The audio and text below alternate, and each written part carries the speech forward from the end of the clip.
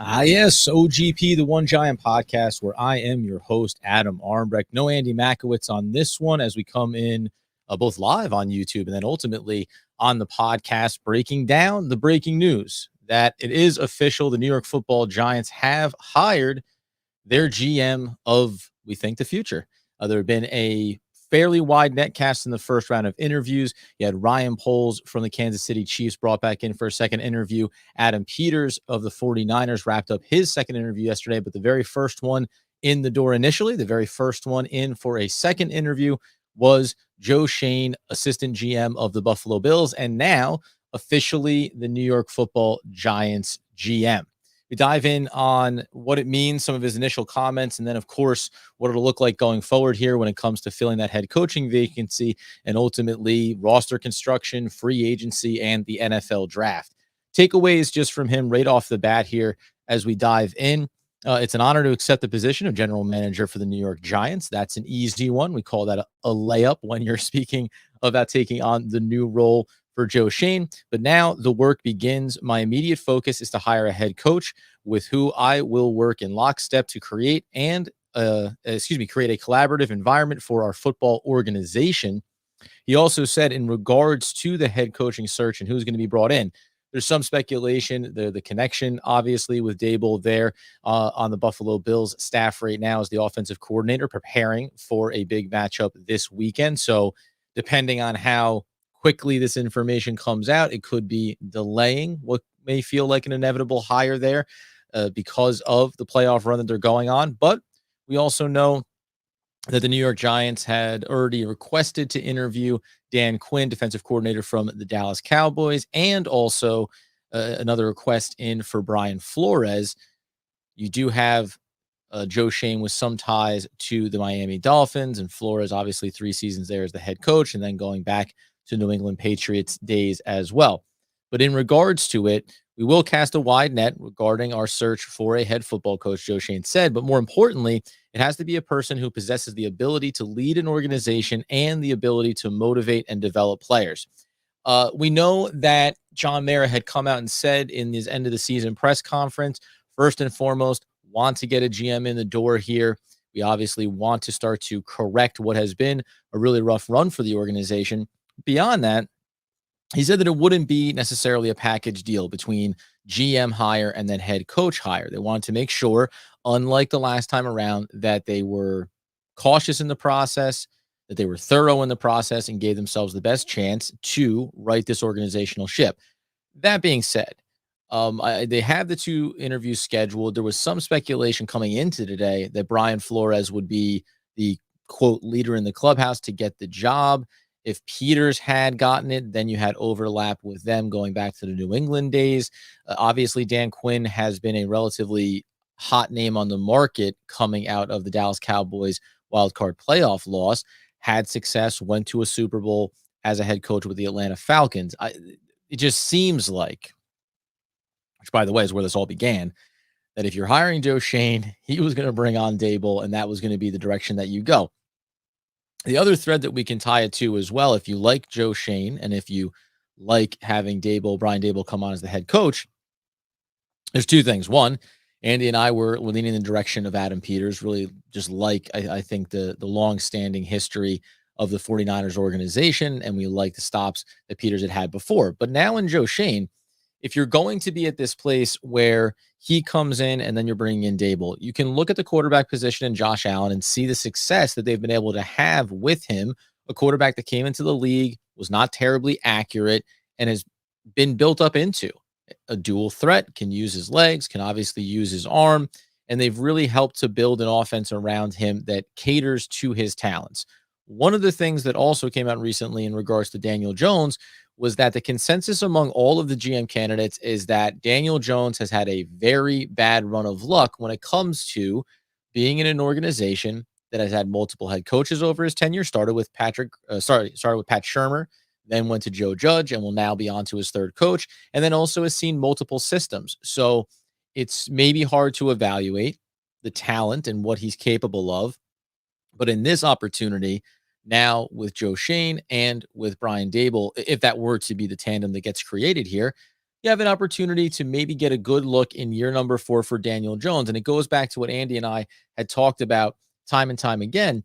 If you go into this season where you could pick up the 5th-year option on Daniel Jones, what's the worst case scenario of not doing that? He plays out the 4th year, you bring in the new GM, you bring in the new head coach, you fix the offensive line, you address some of the issues that you have, you try to improve the cap situation, and you give yourself a real chance to evaluate Daniel Jones. And I mean, as the incoming GM and head coach, we can all talk about where we think we are on Daniel Jones and if ultimately they're going to move on.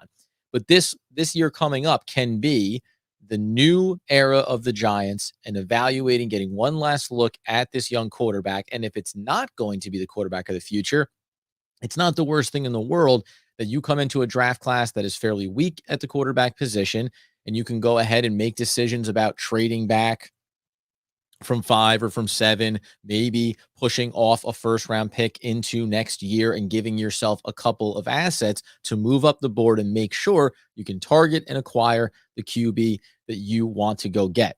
Just some additional comments here when we talk about Joe Schoen and his initial comments around becoming the GM. Now the work begins. My immediate focus is to hire a head coach with who I will work lockstep with, create that collaborative environment for our football organization. That was the initial one there that I'd said at the top.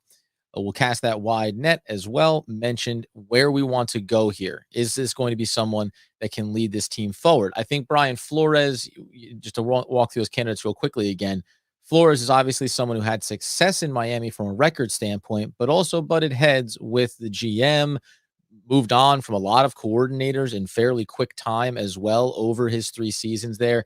Is that a red flag or not? If Joe Schoen, by the way, does not go with Brian Daboll, well, no one should know better if he's capable of and ready to take on the role of head coach and what that brings with running an organization and helping making these decisions. Joe Schoen's been in there with him. So if that's the hire, like I said, we had our speculative opinions or what we may have preferred. Now we're here with Joe Schoen, who's a solid candidate. It was 1 and 1A between Adam Peters and Joe Schoen. So I'm excited about this hire. And now if he decides to go with Daboll, I'm going to be on board with that as well. Our goal is to build a roster that can be competitive, have depth, and most importantly, win football games. This is the part of it that we've been talking about a ton when it comes to what are the expectations, how is this team going to be constructed, and what will the Giants look to accomplish in the short and long term? Since we're doing this live real quick, I'll shout out over there to Devin Griffin, who asks about what if we get the quarterback from Seattle. Obviously, that man's name is Russell Wilson. In regards to building, as you see here, this quote, a roster that will be competitive, have depth, and most importantly, win football games. I think that something like that is just that's a short-term solution to bringing in a high-quality quarterback, to bring in stability to the position. But you have to remember the Giants have next to no cap room in this current situation. There are things that they can do to create cap space. But if you bring in Russell Wilson and it costs you some of your draft assets, are you able to then rebuild the offensive line so that he has someone to play behind, right? Obviously, pairing him with Saquon Barkley, and if you still have Kenny Golladay on this roster and Kadarius Toney coming back and getting healthy, you can see how the offense can be dynamic. But I think that if you're doing it the right way, if we believe that John Mara is doing things the right way and going out and getting Joe Schoen and then whoever they hire, even if we assume Daboll or otherwise, whoever comes in as the head coach, the goal has to be, how do we not make short-term moves that impact us in the big picture negatively? And I think if you went out and gave up assets and acquired Russell Wilson, it would be exciting for the next 3-4 years. I don't know if it would rise you to the level of beating out some of the other top teams in the NFC.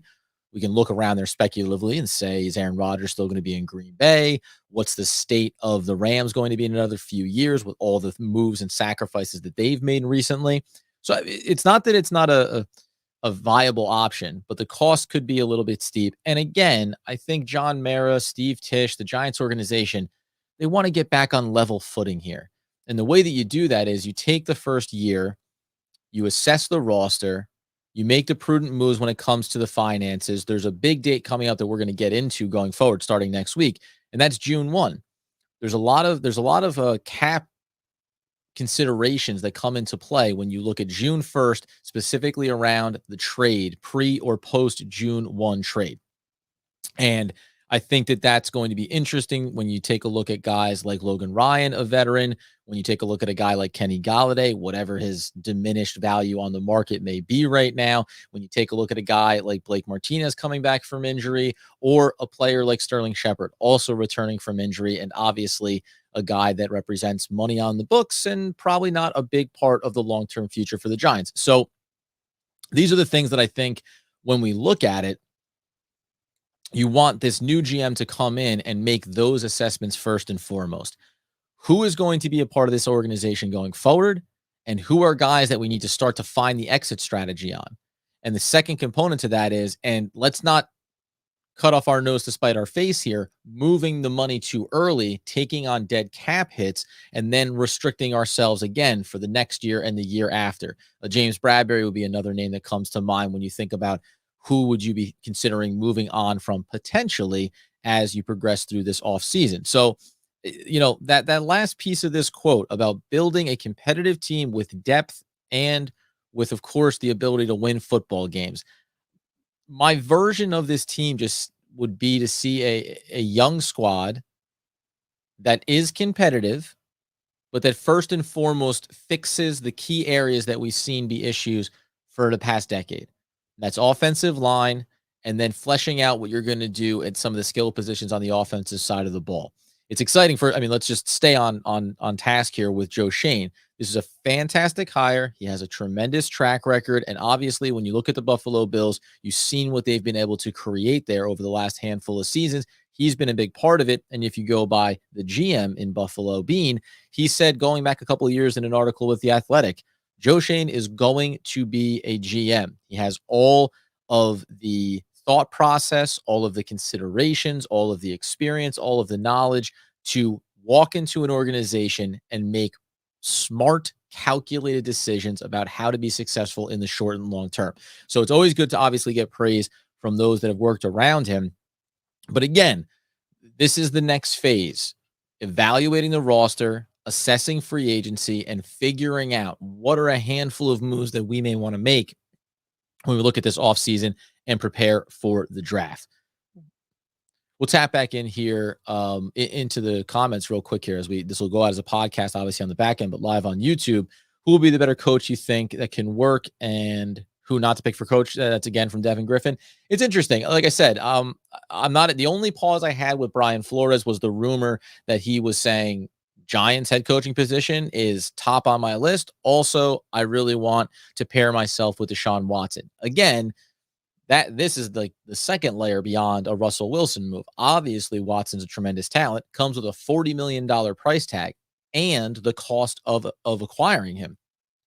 So it makes it hard for me to look at that and say, oh, that's the guy that I want to have in place. I like what Flores did down in Miami. I think that you can make the case that there's a bit of dysfunction behind the scenes there, right? Commitment to Tua, or did you want to move on from him? Now, Flores played a role in shifting and moving through some of the coordinators, but were those coordinators that he brought in initially, were they ones that the GM wanted to force out? So it's hard to know specifically what led to his firing there and whether or not he was more responsible for the success or that it was a byproduct, right?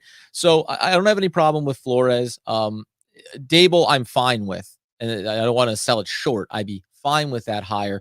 And then there's some other young guys. When we were going through the process of looking at GM candidates and the Giants have brought in Ran Carthon, also from the 49ers, there was some link to running backs coach and assistant coach of the Rams between Carthon and Thomas Brown. I've said this a little bit before. I think we talked about it over on Twitter as well. In my mind, when we talk about 30 years experience as an NFL executive, and that's why you want him as a GM, is there really this big of a gap between 30 years and 15 years or 30 and 10? I don't think so. And, where the league was 30 years ago is a lot different now. So, some level of that experience, I think, gets truncated based on where things have progressed to. Now, and some GMs who have been around are better at evolving with the league than others. The same thing applies to head coaches. There's been, I think I looked over at the hierarchy of odds. Brian Flores was there. You get Peterson, former Philadelphia Eagles coach, was there as well.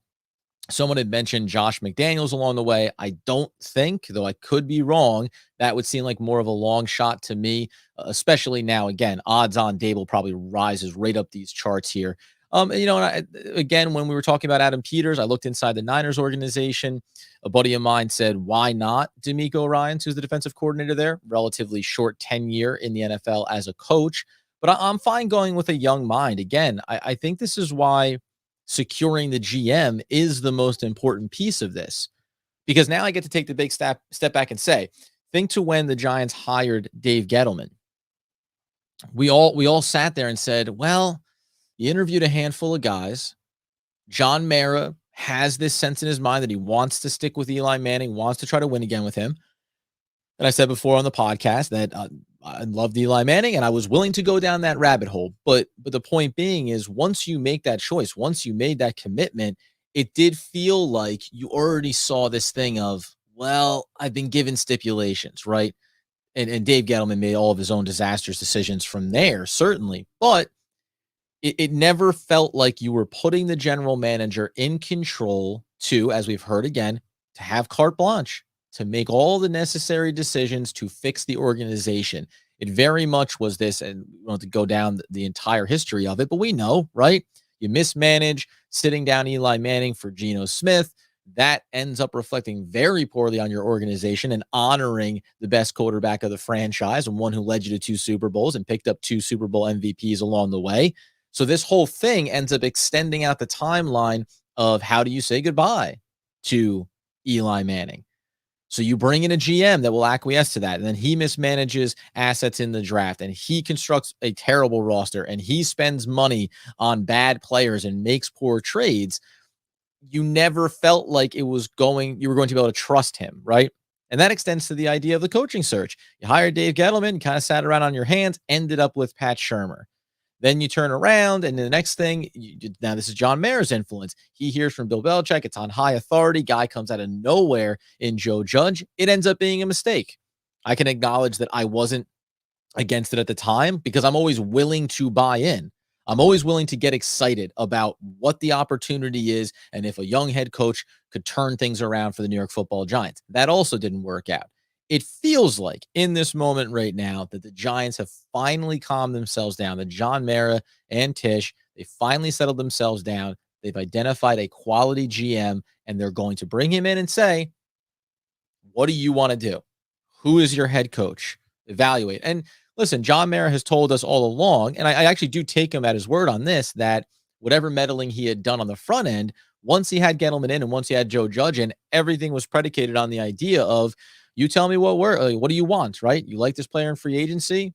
Let's make sure the numbers run. Okay, let's move forward with it, right? There's this idea that John Mara has his hands in every little tiny detail and every little decision. I don't think that's the case. But what I do think has happened is that he set himself up and the organization up on a false narrative that we can still win. And I think we can still win, and I want Eli to still win, so I'll get a GM that thinks we can do that or is at least willing to tell me that he thinks he can do that, and then everything from there just tumbles down the line. So that's why I think that this is really a great jumping off point. We said from the start, too, when it got down to these second set of interviews and said we have 3 viable candidates here, any one of them I would have been happy with. Any one of them I would have been happy with. Ryan Poles, I would have been excited about. I said before, Andy and I talked about Ortiz down from Baltimore as well. When you look at that and you wonder, he spent a very long time inside of the organization. Do you worry that it's a system as opposed to him being a key cog that can go out on his own? A little bit of that from Poles as well. His entire NFL career in the organization with the Kansas City Chiefs. But even then, right? We just outlined it the other day. Well, if it had been Ryan Poles and maybe it was going to be Bieniemy, how can he, as a former NFL running back and a running backs coach and an assistant coach and an offensive coordinator, how could he maybe get the most out of Saquon Barkley if the Giants are going to choose to move forward with him? Likewise for the 49ers. I looked at Mike McDaniel, the offensive coordinator there, young mind, Dungeons and Dragons master, right? I didn't care, nerdy or otherwise, bring him in. Let's move this engine forward. You get the same thing here with Joe Schoen. Daboll's been doing it. Bring him in, and let's start to get a sense that this team, and then specifically even on the offensive side, because there's one other component to this, but on the offensive side of the ball, let's just start to have an identity. And I don't mean just on the field. I mean, let's have an identity as an organization. What are we trying to accomplish here, right? We need an offensive line. We need a consistent run game. We need weapons and skill position players that all fill very specific needs and roles so that they can be relied upon. And it doesn't take much to look back at the Bills and remember they went out and got Stephon Diggs because he was the missing component to their offense. We need someone that stretches this thing down the field and provides Josh Allen a little bit of extra time, a big, easy target on play action passes, and create some of that value and space for the other wide receivers and their tandem running back system that they've worked for the most part there. Exact same process that we want to see here, right? Whether it's Daniel Jones or otherwise, you can put the system in place, put the personnel in place, and understand we have a sample size just north in the same state, or one state above, if we want to give full credit to New Jersey, that we've been able to accomplish this. So we can construct this roster and know that a quarterback with this skill set and with this ability is going to work well within it. So, listen, that's the best thing that I can say about it. You have experience and knowledge coming into the building, and it looks like this is going to be a big step in the right direction. Quick tap back over into them there. What up, Big Task? Good to see you in there as well. And you're darn right, Big Blue Wrecking Crew. And listen, that's all we need to know is that the GM is now in place, and the next step is going to be the head coaching process. Again, if I had to put my money on it, it will be Brian Daboll. And we're going to try to duplicate the success that we saw the Buffalo Bills have since Josh Allen got in there. And if you go back and you think about it, even though the timeline is off from being a rookie and starting it, if you like what they were able to create and accomplish with Josh Allen over the course of the start of his career, and you'd be objectively insane if you didn't love it, maybe there's still something there that can be tapped into for Daniel Jones. And if not, you go right out of the end of the season, you roll it over, and you give yourself a great opportunity to move forward. That's the deal. Joe Schoen in the door says all the right things, as we know, and now it's time to get to work. And by the way, as we've said, now we can start to think about what pieces fit into what the Giants are going to want to do here with this team. On the defensive side of the ball, there's a number of talented players that I think you can still utilize going forward. We know that Patrick Graham is still here and still a part of this coaching staff. Can he be retained if you go with an offensive-minded coach? I think it's possible, but there's nothing holding back the new GM and the new head coach from saying, this is a clean slate. We're going to roll this thing over, going to get my guys in the door, and that's what we're going to start to pull on next. Maybe later today. This one's going out live, obviously. Going to start to take a look at the Daboll connections. Who are some coaches that he'll be looking at potentially to pull on? Same thing with Brian Flores. Who are the guys that he kept around down in Miami? How would you construct a coaching staff around him? One footnote on the Brian Flores potential hire is he fired Patrick Graham down in Miami. So if they go with Flores, it'd be safe to say that Patrick Graham will not be retained for the New York Football Giants. And again, I'm fine with that either way, but if it ends up being Daboll, maybe there's a path forward for Patrick Graham. We know you're going to hear defensive players speak up for them. The question becomes how many of those defensive players are really a part of the big picture for the New York Football Giants. I will start diving in on the details.